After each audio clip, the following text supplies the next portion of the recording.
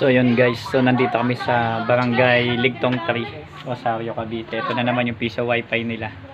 So ano lang to, no portal. So di lang lumalabas yung portal pero may pangalan naman ng wifi. Okay naman, di lang nagda-direct pero okay na po.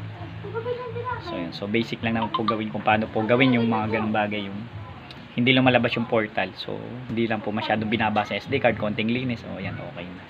So yun, so shoutout doon sa kliyente ko kanina, kay Sir JP Perez, yung kanina sa Pasinaya Central. Di ko na binalag kasi ganun din yung issue ng bendo niya is corrupted. So corrupted kagaya doon sa phase 1. So parang redundant na iba-vlog ko pa, parang ganun. So ano siya, loyal customer ko naman po talaga siya. Sa ako talaga yung nagme-maintain doon sa Pasinaya Central, Barangay Sabang, Pasinaya Central, Barangay Sabang, sa ano yung Langit Street. So yun, so maraming salamat. Tsaka shoutout pala doon sa kaibigan ko yung sumigaw sa akin kanina.